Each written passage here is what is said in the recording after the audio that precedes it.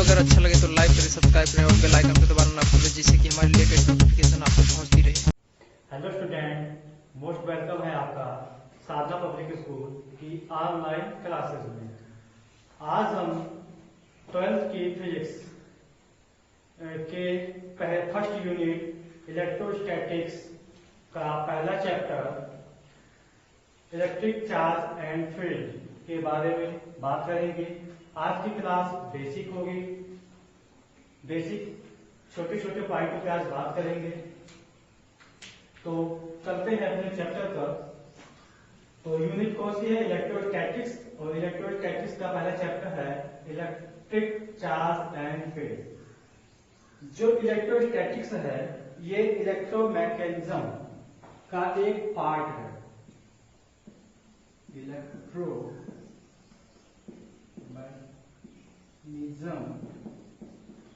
इलेक्ट्रोमैकेनिज्म का एक पार्ट है।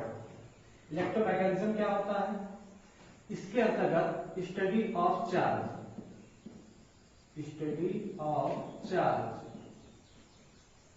मतलब फिजिक्स की वह ब्रांच जिसके अंतर्गत चार्ज का अध्ययन किया जाता है उसको हम इलेक्ट्रोमैग्नेटिज्म कहते हैं। इसको 3 भागों में डिवाइड किया गया है। पहला भाग है आपका इलेक्ट्रोस्टैटिक्स। पहला भाग है आपका इलेक्ट्रोस्टैटिक्स। दूसरा पार्ट है इलेक्ट्रो डायनामिक। तीसरा भाग है इसका इलेक्ट्रो मैग्नेटिक वेव। 3 भागों में है। इलेक्ट्रोस्टैटिक्स का मतलब समझते हैं। इलेक्ट्रो माने होता है चार्ज। इलेक्ट्रो मीन्स होता है चार्ज। स्टैटिक्स मीन्स होता है रेस्ट में या रुका हुआ। Is rest. इसका मतलब फिजिक्स की वह ब्रांच जिसके अंतर्गत हम रुके हुए चार्ज के बारे में अध्ययन करते हैं उसे कहते हैं इलेक्ट्रोस्टैटिक्स। इलेक्ट्रोस्टैटिक्स के अंतर्गत हम उस चार्ज का अध्ययन करेंगे जो रुका हुआ होगा। ठीक है। दूसरा है आपका इलेक्ट्रोडायनेमिक्स। इसके अंतर्गत हम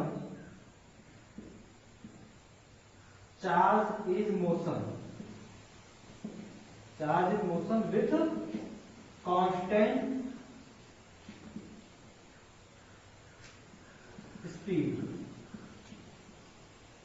इलेक्ट्रोडायनेमिक्स के अंतर्गत हम या कह सकते हैं इलेक्ट्रोडायनेमिक्स जिसकी वह ब्रांच होती है जिसके अंतर्गत हम मूव मतलब मोशन करने वाले गति करने वाले चार्ज का अध्ययन करते हैं। वो भी किस अवस्था में मोशन करते हैं? कांस्टेंट स्पीड में। ऐसे चार्ज जो कांस्टेंट स्पीड में मोशन करते हैं उसको हम इलेक्ट्रोडायनेमिक्स के अंतर्गत अध्ययन करते हैं। ठीक है। जो है आपका है अगला इलेक्ट्रोमैग्नेटिक वेव। इसमें भी क्या होगा? Charge is motion. इसमें भी चार्ज क्या होगा? मोशन होगा विथ एक्सीलरेशन। ठीक है। इलेक्ट्रोस्टैटिक्स क्या होगा? इलेक्ट्रोस्टैटिक्स के अंदर जो चार्ज होंगे वो रुके हुए होंगे, मतलब रुके हुए चार्जों का अध्ययन इसके अंतर्गत करेंगे। इलेक्ट्रोडायनेमिक्स में क्या होगा? इसमें जो चार्ज गति में है उसका अध्ययन करेंगे। वो उनकी भी गति किस प्रकार से होनी चाहिए? कांस्टेंट स्पीड में होनी चाहिए।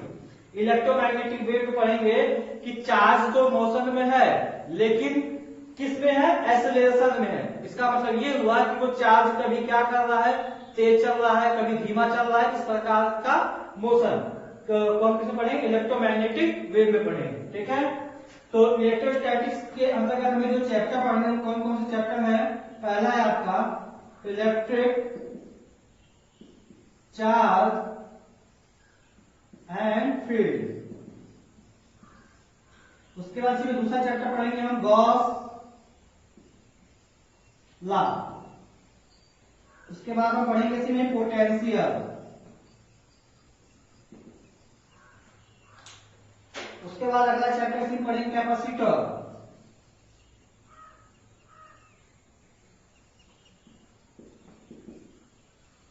मतलब ये जितने भी चैप्टर हैं इसके अंतर्गत जो चार्ज होंगे वो रुके हुए होंगे। इसके बाद इलेक्ट्रोडायनेमिक्स के अंतर्गत हम पढ़ेंगे इलेक्ट्रिक करंट,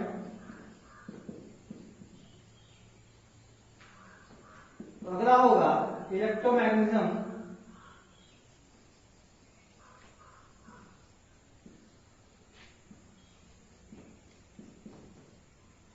थर्ड होगा इलेक्ट्रोमैग्नेटिक इंडक्शन, चौथा होगा एसी, एसी माने अल्टरनेटिंग करंट। ठीक है, इलेक्ट्रोमैग्नेटिक वेव में हमें खाली इसके वेव की प्रॉपर्टी के बारे में ही पढ़ना है।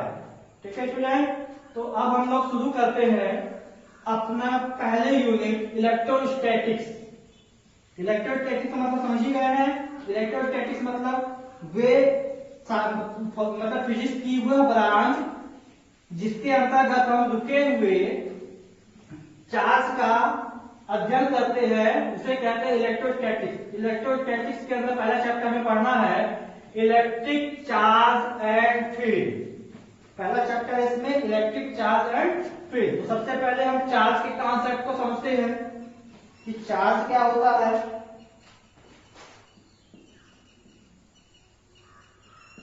इसको आवेश कहते हैं। चार्ज लगभग 2500 ईस्वी से पूर्व, मतलब 2500 साल पहले एक यूनान के दार्शनिक थे थेल्स। यूनान के दार्शनिक थे थेल्स।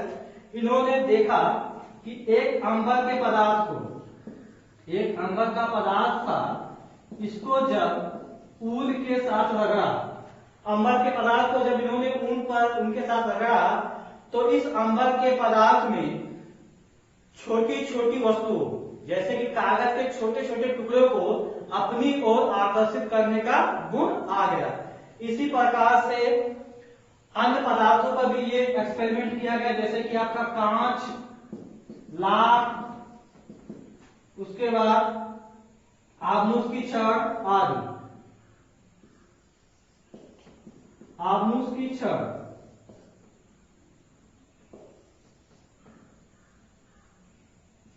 आबनूस की छड़, ये सभी पदार्थों पे भी इसका अध्ययन किया गया। तो इसको भी किसी न किसी चीज से रगड़ा गया। बाद में ये पाया गया कि इन सब वस्तुओं में छोटी छोटी वस्तुओं को अपनी ओर आकर्षित करने का गुण आ गया था। तो इन पदार्थों को कहा गया वैद्युतमय पदार्थ। वैद्युतमय पदार्थ, पदार्थ अथवा आवेशित पदार्थ, आवेशित पदार्थ का नाम दिया गया। वैद्युतमय पदार्थ किसे कहते हैं? वे पदार्थ जिनमें छोटी छोटी वस्तुओं को अपनी ओर आकर्षित करने का गुण आ जाता है उसे कहते हैं वैद्युतमय पदार्थ कहा जाता है। अब आवेश, आवेश की डेफिनेशन देखते हैं। आवेश क्या होता है? आवेश किसी वस्तु का वह गुण होता है, वह गुण होता है जो वस्तु में वैद्युत तथा चुंबकीय प्रभाव, वैद्युत तथा चुंबकीय प्रभाव का अनुभव करती है या अनुभव कराती है। ठीक है, आवेश किसी वस्तु का वह गुण होता है जो वस्तु में वैद्युत तथा चुंबकीय प्रभाव का अनुभव कराती है। या कह सकते हैं आप किसी वस्तु में आवेश किसी वस्तु का वह गुण होता है जो वस्तु में वैद्युत तथा चुंबकीय प्रभाव का अनुभव कराती है। इसके बाद हम बात करते हैं धनात्मक तथा ऋणात्मक आवेश, ऋणात्मक आवेश की परिकल्पना के बारे में। कि कैसे इनकी परिकल्पना की गई, ठीक है। उसके बाद ये किया गया कि ली गई एक कांच की छड़ ली गई, वह कांच की छड़ को ऊन या रेशम से रगड़ा गया, ठीक। उसी प्रकार आबनूस की छड़ को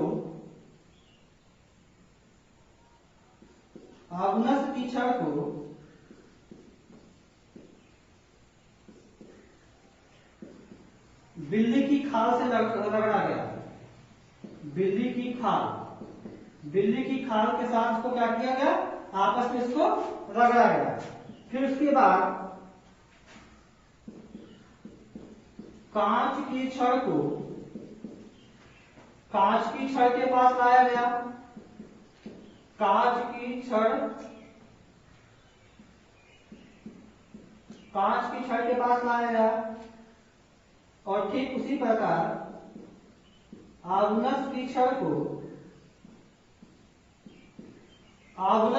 के पास लाया गया। तो देखा गया कांच की छड़ को प्रतिकर्षित कर रही है और आगुनस की छड़ को भी क्या कर रही है, प्रतिकर्षित कर रही है, मतलब एक दूसरे से उसको दूर भेज रही है। फिर इसके बाद किया गया ये कि कांच की छड़ को आगुनस की छड़ के पास लाया गया, ठीक है। क्या किया गया, आगुनस की छड़ के पास लाया गया। तो यहां देखा गया कि ये दोनों एक दूसरे को आकर्षित करने लगती हैं। कांच की छड़ आगुनस की छड़ को आकर्षित करने लगती हैं। इस आधार पर ये कहा गया कि आवेश दो प्रकार के होते हैं और उन आवेश का नाम दिया गया धनात्मक आवेश और एक का नाम दिया गया ऋणात्मक आवेश।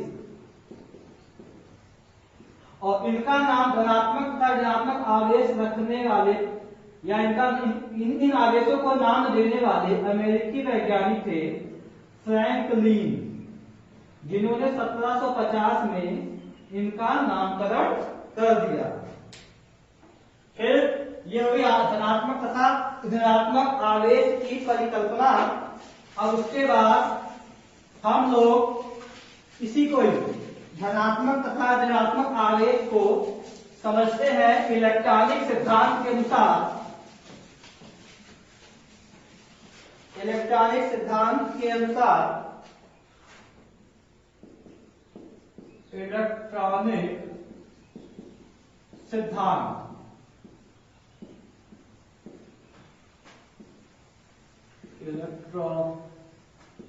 थ्योरी।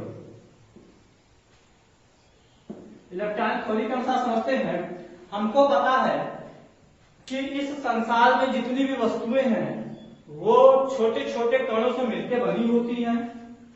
फिर और वो छोटा कण किससे मिलकर बना होता है, अणु से मिलकर बना होता है। और वो अणु किससे मिलकर बना होता है, परमाणु से मिलकर बना होता है। इसका मतलब सबसे छोटा कण क्या होता है, परमाणु होता है, ठीक है। तो परमाणु ये हमारा हो गया परमाणु और ये परमाणु का हो गया नाभिक, ठीक है।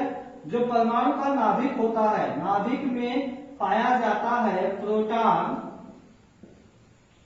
और न्यूट्रॉन। इसके नाभिक में क्या क्या पाया जाता है, उसको कहते हैं नाभिक। यह है नाभिक हमारा। इस नाभिक में क्या किया जाता है, प्रोटॉन और न्यूट्रॉन। एक प्रकार का और उसमें पाया जाता है जिसको हम लोग कहते हैं इलेक्ट्रॉन। और वो इलेक्ट्रॉन जो है इस नाभिक के चारों तरफ विभिन्न कक्षाओं में चक्कर लगाता है, जिसको कहते हैं हम लोग इलेक्ट्रॉन कहते हैं। जिसको हम लोग क्या नाम देते हैं, इलेक्ट्रॉन, ठीक है। अब देखिए, और इलेक्ट्रॉन और प्रोटॉन की संख्या जब बराबर होती है तो वो परमाणु होता है उदासीन अवस्था में। किस अवस्था में होता है, उदासीन अवस्था में। तो ये आपका मान लीजिए उदासीन अवस्था में है, ये कोई एक आपका परमाणु है जो उदासीन अवस्था में है, इसमें इलेक्ट्रॉनों की संख्या और प्रोटॉनों की संख्या क्या है, आपस में बराबर है। अगर हम क्या करें, इसमें से हम 2 इलेक्ट्रॉन निकाल कर इसको दे दें, ठीक है, इसमें सपोज कीजिए 2 इलेक्ट्रॉन निकाल कर हम इसको दे दें, तो इस पे कितना आवेश आ जाएगा, इस पे आ जाएगा 2 इलेक्ट्रॉन का धन आवेश आ जाएगा। कैसे समझिए, सपोज करते हैं कि मान लेते हैं इसमें कि आपका 5 प्लस है और 5 ऋण आवेश, ठीक, क्योंकि तभी ये उदासीन अवस्था में, उदासीन अवस्था में इलेक्ट्रॉन प्रोटॉन संख्या बराबर होती है। तो सपोज दैट हमने इसमें से अगर 2 इलेक्ट्रॉन निकाल लिए, ठीक, तो अब इसमें किसकी अधिकता होगी, यहाँ पे 3 इलेक्ट्रॉन बचे, हम 5, तो अधिकता किसकी हो गई, धन आवेश की। तो ये कितना हो गया धन आवेश, ये 2 होगा, 2 इलेक्ट्रॉन धनावेश हो गया, ठीक। सपोज करते हैं इसमें भी इसी तरह 5 इलेक्ट्रॉन या 5 इसमें भी थे और 5 इलेक्ट्रॉन इसमें भी थे। अभी जब ये 2 इलेक्ट्रॉन इसमें गए तो इसके इलेक्ट्रॉन की संख्या क्या हो गई, बढ़ गई, इंक्रीज कर गई, अब हो गया 7, ठीक। तो यहाँ इलेक्ट्रॉन की संख्या क्या हो गई, बढ़ गई। तो ये क्या हो गया, ये 2 इलेक्ट्रॉन क्या हो गया, ऋणावेशित हो गया। क्या हो गया, ये ऋणावेशित हो गया। तो इसके आधार पर हम ये कह सकते हैं कि जिसमें इलेक्ट्रॉनों की कमी होती है, ठीक, इलेक्ट्रॉन की कमी होती है, वो परमाणु क्या होता है, धनावेशित होता है। क्या होता है स्टूडेंट, धनावेशित होता है। और कह सकते हैं जिसमें इलेक्ट्रॉन की अधिकता होती है, जिसमें इलेक्ट्रॉन की अधिकता होती है, वो क्या होता है, ऋणावेशित हो जाता है, ठीक है। ऐसा समझिए मेरे भैया, जैसे कि मान लीजिए किसी कोई उधार लेता है तो और ऋणी हो जाएगा, और जो देगा वो क्या, वो तो धनी रहेगा। इसी प्रकार इलेक्ट्रॉन की कमी ये दर्शाती है कि वो परमाणु हमारा क्या होगा, धनावेशित हो गया, और इलेक्ट्रॉन की कमी ये धनावेशित हो गया, और इलेक्ट्रॉन की अधिकता ये दर्शाती है कि वो क्या हो गया, परमाणु हमारा ऋणावेशित हो गया। अब हम बात करते हैं चार्ज की प्रॉपर्टी के बारे में। प्रॉपर्टीज ऑफ चार्ज, ठीक है। पहली प्रॉपर्टी, इसका सिंबल होता है Q, ठीक है। दूसरी प्रॉपर्टी क्या होती है, अदिश राशि होती है। कैसी राशि होती है, ये अदिश राशि होती है, ठीक है। और इसका SI मात्रक, क्या होता है, कूलाम होता है। क्या होता है बच्चों, कूलाम, इसको हम कूलाम कहते हैं। और अगला हो गया, ये अदिश राशि होती है, इसको Q से प्रदर्शित करते हैं, ठीक है। और इसकी SI यूनिट क्या होती है, कूलाम होती है। और ये 2 प्रकार के होते हैं, ये आवेश जो होते हैं 2 प्रकार के होते हैं, आपको पता होगा 2 प्रकार के होते हैं। कौन कौन से, पहला हो गया आपका धनावेश और दूसरा हो गया ऋणावेश। ये हो गई इसकी प्रॉपर्टी, ठीक है। अब हम बात करते हैं चार्ज और कंजर्वेशन पर, जिसको कहते हैं आवेश का संरक्षण। क्या कहते हैं इसको, आवेश का संरक्षण कहते हैं। अब हम हेडिंग लगाएंगे कंजर्वेशन ऑफ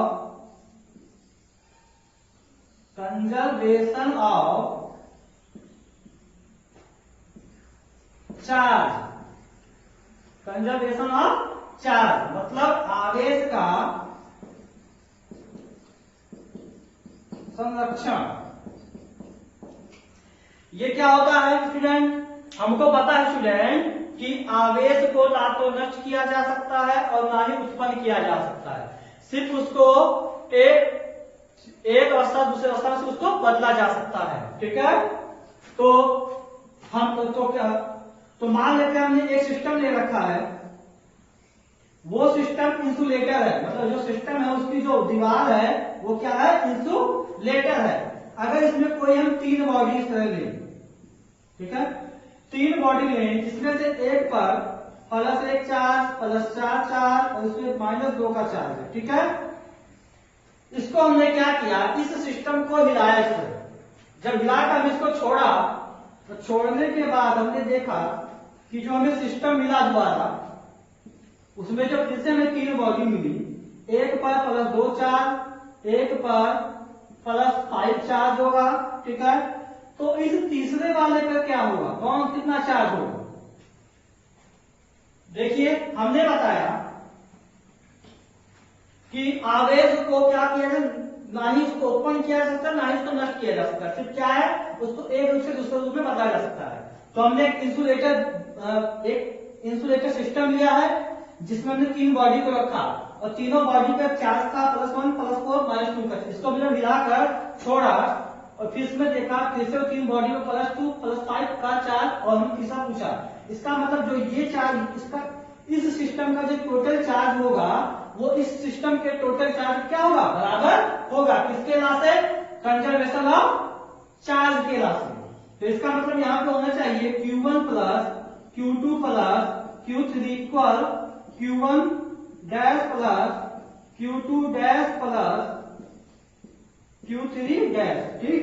इसकी वैल्यू है +1 +4 -2 इक्वल +2 और +5 और हमको इसकी वैल्यू फाइंड करनी है। देखिए 1 4 कितना हो जाएगा, 5 में से 2 गया 3 और 5 2 7 इधर क्या होगा -7 इक्वल टू Q के 7 में से 3 गया, आ गया Q इक्वल टू -4। मतलब इस पे कितना आ गया आवेश, -4 आवेश आ गया। इसका मतलब ये हुआ कि अगर कोई बॉडी में जितना आवेश है, अगर वो इंसुलेटर है, इसके अचालक है, अगर हम उसको हिलाकर रखें तो इस जो दोबारा ये जो बना है इसमें जो चार्ज होगा वो इसके टोटल चार्ज के क्या होगा, बराबर होगा, ठीक। अब इसके बाद अगला पढ़ते हैं, आवेश का क्वांटीकरण। आवेश का क्वांटीकरण, quantization of charge, quantization of charge, ठीक है। क्वांटाइजेशन ऑफ चार्ज माने आवेश का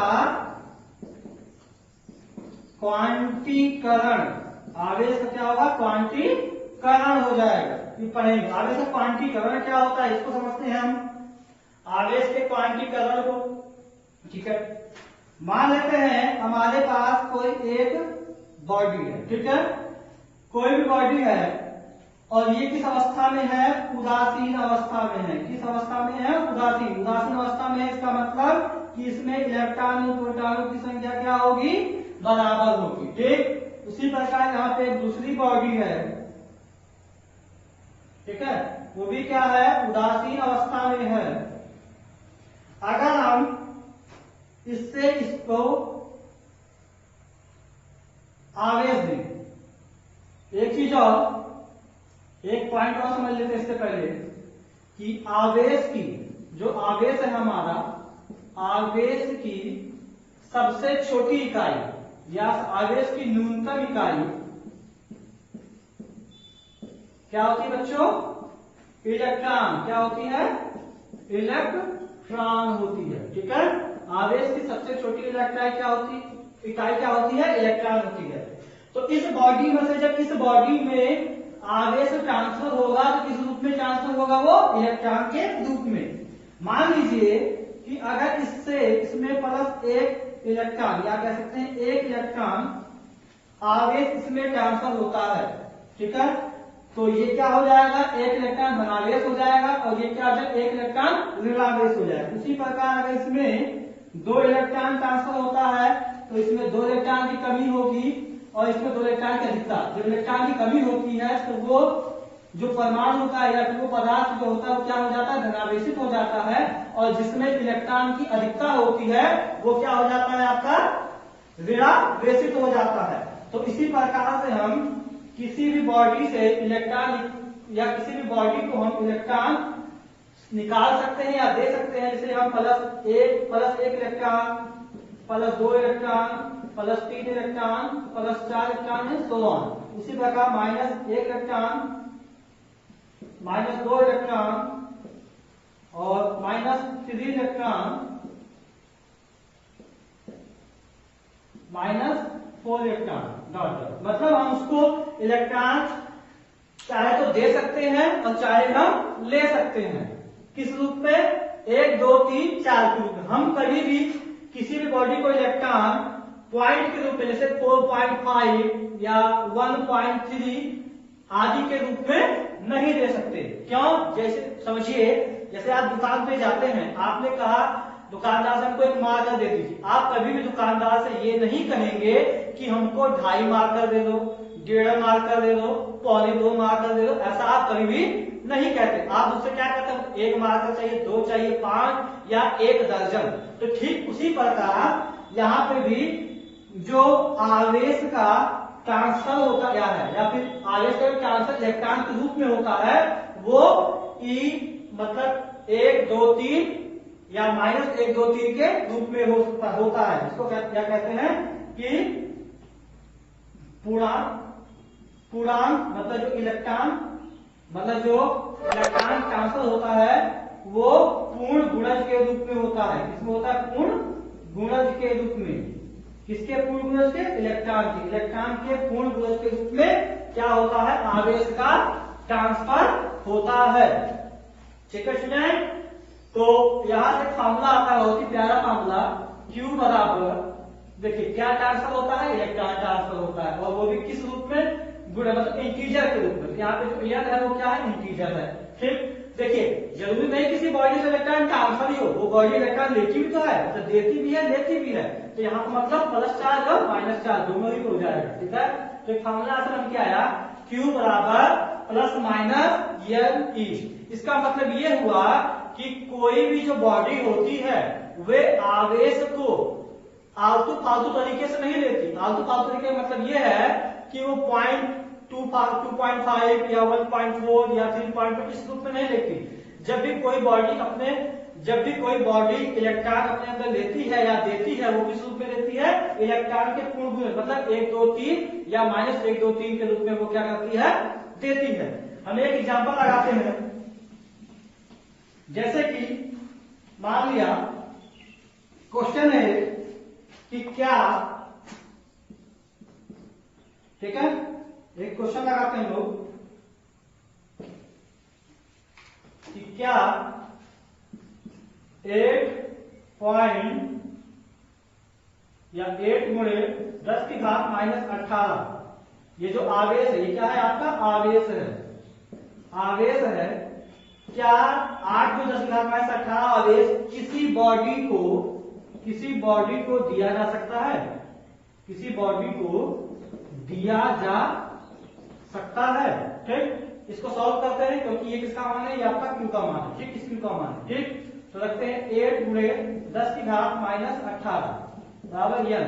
ध्यान दीजिएगा, ये E माने क्या होता है? E माने होता है इलेक्ट्रॉन। सबको पता है इसकी वैल्यू कितनी होती है? 1.6 × 10⁻19। ठीक है, तो इसकी वैल्यू जब रखें तो ये यहाँ पे आके, ये यहाँ से चला आएगा, इसका बकेट हो जाएगा 1.6 × 10⁻19। ठीक है, ये देखिए, फिर ये ऊपर जाएगा और इस पॉइंट का एक पॉइंट कटेगा तो ये जाएगा, इस पॉइंट का बचेगा तो कहीं 0 बढ़ जाएगा, और जब ये -90 ऊपर जाकर +90 हो जाएगा, +90 में से -18 जाएगा तो बचेगा 10, नीचे हो जाएगा 16। तो ये कितना हो जाएगा आपका? 800, नीचे हो जाएगा 16। कितनी बार जाएगा?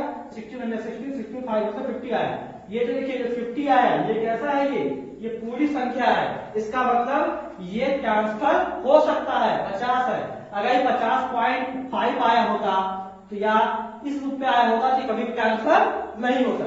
समझ गए स्टूडेंट? ठीक, अब हम इसके बाद बात करते हैं अपने अगले टॉपिक की, कि किसी भी बॉडी को चार्ज कैसे किया जाए। चार्ज ऑफ बॉडी, ठीक है, मतलब किसी भी बॉडी को चार्ज कितने प्रकार से किया जा सकता है? बॉडी ऑफ चार्ज कह सकते हैं किसी बॉडी को चार्ज कैसे किया जा सकता है। ठीक है, किसी भी बॉडी को जो है चार्ज करने के 3 तरीके होते हैं। ठीक है, पहला तरीका होता है फ्रिक्शन।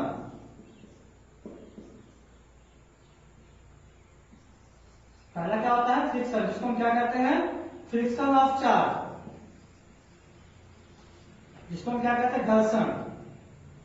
ठीक है, घर्षण के द्वारा। दूसरा होता है conductor of charge, conductor of charge चालन के द्वारा। तीसरा होता है induction of charge, induction of charge. मतलब हम किसी भी बॉडी को 3 प्रकार से, मतलब किसी भी बॉडी को हम जो है चार्ज 3 प्रकार से कर सकते हैं। पहला है आपका फ्रिक्शन ऑफ चार्ज, दूसरा है आपका कंडक्शन ऑफ चार्ज, तीसरा है आपका इंडक्शन ऑफ चार्ज। तो पहला पॉइंट हम देखते हैं, पहला पॉइंट समझते हैं। पहला क्या है friction of charge.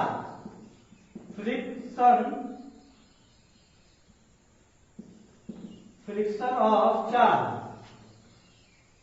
Friction of charge में क्या होता है देखिए, जब हम किसी देखिए ये मान लीजिए 2 मार्कर है। ठीक, ये जो 2 मार्कर है अभी ये उदासीन अवस्था में है। उदासीन अवस्था का मतलब इसमें इलेक्ट्रॉन प्रोटॉन संख्या बराबर है, इसमें भी इलेक्ट्रॉन प्रोटॉन संख्या आपस में बराबर है। अगर इसको आपस में रगड़े या इसको हम जो सूखे बालों पर रगड़ते हैं, रगड़ने के बाद हम कागज के छोटे टुकड़ों को लाए तो ये क्या करने लगता है, छोटी छोटी वस्तुओं को अपनी ओर आकर्षित या कागज के टुकड़ों को आकर्षित करने लगता है। ऐसा क्यों हुआ? ऐसा इसलिए हुआ कि जो ये मान लीजिए हमारी कोई बॉडी थी, ठीक है, ये बॉडी किस अवस्था में थी, उदासीन अवस्था में थी। किस अवस्था में थी? उदासीन। मतलब इसमें इलेक्ट्रॉन और प्रोटॉन क्या थे, बराबर थे। इसके बीच में क्या होता है, नाभिक होता है। ठीक है, तो हुआ क्या, जब इसको रब किया गया, ठीक है, किसी अन्य बॉडी के साथ इसको रगड़ा गया, तो रगड़ने के फलस्वरूप इसके जो मतलब इस पदार्थ के जो बाहरी कोश में इलेक्ट्रॉन थे वो तो या फिर निकल के दूसरे में चले जाते हैं, दूसरे बॉडी में चले जाते हैं, या दूसरी बॉडी से इलेक्ट्रॉन निकल के क्या आ जाते हैं, इसमें चले जाते हैं, जिससे क्या हो जाता है, ये आवेशित हो जाता है। अगर यहाँ से इलेक्ट्रॉन निकल कर जाते हैं तो ये क्या हो जाता है, धनावेशित हो जाता है।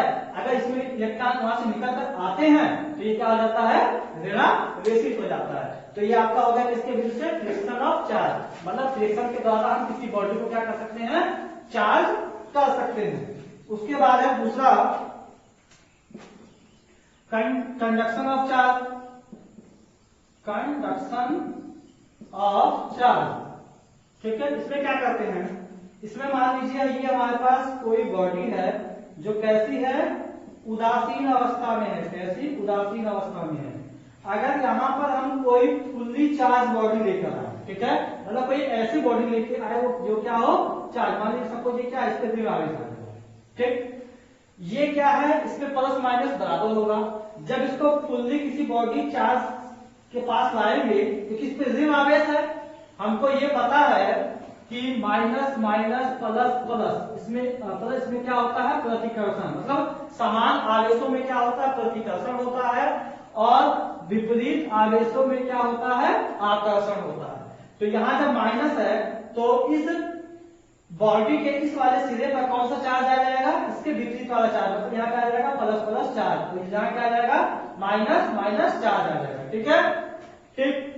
उसके बाद जब इस बॉडी को कुछ देर तक टच कराए रखते हैं, क्योंकि ये जो ये वाला है ये क्या है, फुल्ली चार्ज है, और ये फुल्ली चार्ज उससे कुछ देर संपर्क में रहता है तो इसके कुछ चार्ज क्या होंगे, इसमें चले जाते हैं इस तरह। और जब इस तरह चले गए उसके बाद क्या करें, इस बॉडी को हम क्या करते हैं, इससे हटा लेते हैं, इससे दूर कर देते हैं। इस फुल्ली चार्ज बॉडी से जब दूर कर देते हैं तो हम देखते हैं इसमें इलेक्ट्रॉनों की संख्या क्या हो गई, बढ़ गई। मतलब इसमें ऋण आवेश क्या हो गए, बढ़ गए। और जब ऋण आवेशों की संख्या बढ़ गई तो ये कैसा चार्ज होगा, ये आपका ऋण आवेशित चार्ज हो गया। ठीक है, उसी प्रकार अगर हम किसी बॉडी पर, किसी उदासीन बॉडी पर कोई फिर से क्या लाए, फुल्ली बॉडी कोई चार्ज लाए, अब इस पे कौन सा चार्ज हो, प्लस चार्ज होगा। तो इस बॉडी के पास कौन सा आएगा चार्ज, माइनस चार्ज आएगा, और इसके विपरीत कौन सा जाएगा, पॉजिटिव चार्ज चला जाएगा। ठीक है, उसके बाद कुछ देर तक स्पर्श करने के बाद देखते हैं, स्पर्श करते जब हटाते हैं तो इस बॉडी पे देखते हैं कि इस पे पॉजिटिव आवेशों की संख्या क्या होती है, इंक्रीज कर जाती है। और जब इस पे इस बॉडी पे धन आवेश बढ़ गया तो क्या हो जाता है, आपका धनावेशित हो जाता है। ठीक है, ये हो गई दूसरी विधि से हम किसी बॉडी को चार्ज कर सकते हैं। और तीसरी बॉडी होती है इंडक्शन की। इंडक्शन का मतलब होता है कि प्रेरणा, माने किसी से प्रेरणा ली गई, प्रेरणा के बाद जैसे आप किसी से प्रेरणा लेकर कुछ अच्छे काम कर जाते हैं या बहुत बड़ा काम कर जाते हैं, तो वही काम इसका भी यहाँ पे है। तीसरा इंडक्शन, इंडक्शन ऑफ चार्ज। ठीक है, इंडक्शन ऑफ चार्ज क्या होता है, यहाँ पे भी क्या है, यहाँ पे भी हमने एक बॉडी ले रखी है। ठीक है, बॉडी कैसी है, उदासीन है। बॉडी कैसी है बच्चों, उदासीन है। उदासीन मतलब इलेक्ट्रॉन प्रोटॉन संख्या से बराबर है। यहाँ पे भी क्या करते हैं, हमने क्या किया, कोई एक फुल्ली बॉडी चार्ज लाया, मान लीजिए वो Z है या वो पॉजिटिव चार्ज है।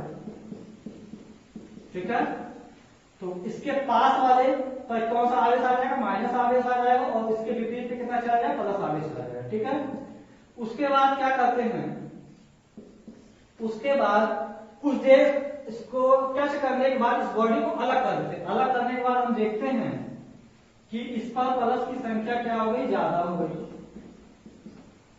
ठीक है, या फिर प्लस की संख्या क्या होगी, इस पे ज्यादा हो गई। और इस बॉडी को हमने कनेक्ट कर दिया अर्थ से। अर्थ से कनेक्ट करने के बाद क्या होगा कि ये जो चार्ज है इससे होते हुए कहां चले जाएंगे, पृथ्वी में, पृथ्वी के अंदर चले जाएंगे।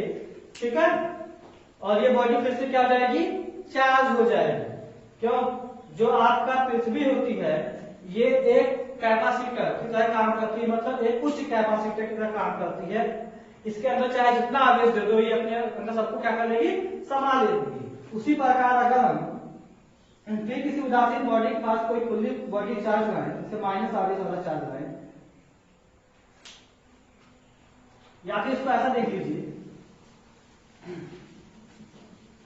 इसको फिर से देख लीजिए एक बार कि अगर हम किसी बॉडी के पास, कोई कैसी बॉडी है, उदासीन बॉडी है, उदासीन बॉडी के पास, ठीक है, कोई आपकी फुल्ली चार्ज लाए, मतलब इसको टच ना कराएं, ठीक है, इसके पास लाकर रखते हैं, तो होता है मतलब टच नहीं कराया गया, पास लाकर रखा गया है। और इस दूसरी बॉडी जब ऐसा करते हैं तो इसके पास वाले पर माइनस चार्ज और इसके विपरीत वाले पर पॉजिटिव चार्ज आता है। और इसको क्या कर देगा, पृथ्वी से कनेक्ट कर देंगे। पृथ्वी से कनेक्ट कर देते हैं तो यहाँ से जो आवेश है निकल कर कहां चला जाता है, पृथ्वी में। पृथ्वी में वो सब आवेश क्या होता है, समा जाता है। तो जब ये प्लस आवेश उस पृथ्वी में चले जाते हैं तो इस बॉडी पे क्या हो जाता है, माइनस आवेश की अधिकता हो जाती है, जिससे ये बॉडी क्या हो जाती है, ऋणावेशित हो जाती है। ठीक उसी प्रकार अगर हम क्या करें, उस कोई बॉडी है, बॉडी के बाद फिर से कोई फुल्ली चार्ज बॉडी लाए, उस पे कैसा आवेश हो, ऋण आवेश हो, तो इस बॉडी के इस वाले एंड पे आ जाएगा प्लस चार्ज, इस पे आ जाएगा माइनस चार्ज आ जाएगा। ठीक, और इसको भी हमने क्या किया, पृथ्वी से क्या किया, कनेक्ट कर दिया है। और ये ऋण आवेश क्या होगा, इससे होते हुए कहां चला जाएगा, पृथ्वी के अंदर चला जाएगा, जिससे कि इसमें पॉजिटिव आवेशों की संख्या क्या हो जाएगी, ज्यादा हो जाएगी, और ये क्या हो जाएगा, फिर धनावेशित हो जाएगा। ठीक है बच्चों, फिर उसके बाद हम लोग देखते हैं मास और चार्ज में डिफरेंस क्या होता है, इस चीज को भी समझ लेते हैं। मास और चार्ज, ठीक है, मास एंड चार्ज के बारे में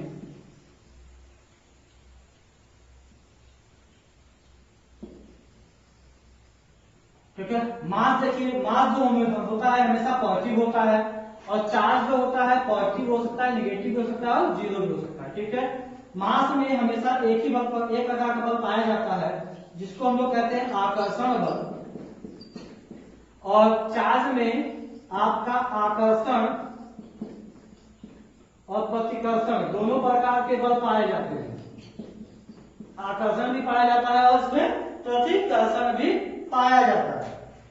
तीसरा पॉइंट कि जगह को बदलने के अनुसार, मतलब अगर हम जगह चेंज कर रहे हैं, स्थान चेंज कर रहे हैं, स्थान बदलने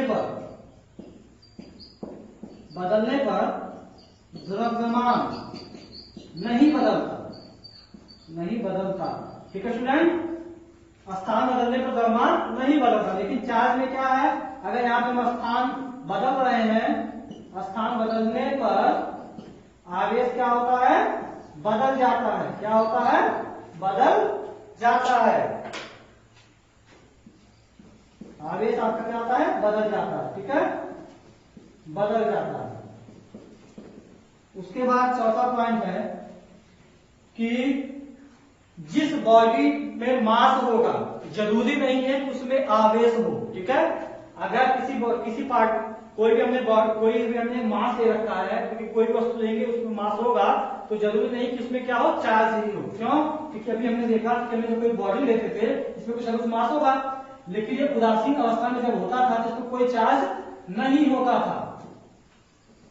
ठीक, तो अगर कोई बॉडी है या कोई द्रव्यमान या किसी द्रव्यमान की कोई बॉडी, जरूरी नहीं इसमें कोई आवेश हो, लेकिन यहां पर है, ठीक है, जरूरी इसमें आवेश हो, लेकिन आवेश में क्या है कि अगर आवेश है तो उसका कुछ ना कुछ द्रव्यमान होगा। ठीक है, इसका मतलब ये कि द्रव्यमान है तो जरूरी नहीं कि आवेश होगा, लेकिन आवेश है तो द्रव्यमान होगा ही होगा। ठीक है स्टूडेंट, तो आज के लेक्चर में इतना ही। ये सब बेसिक कॉन्सेप्ट थे। अब हम अगले लेक्चर में कूलॉम्स के नियम से आगे क्लास शुरू की जाएगी।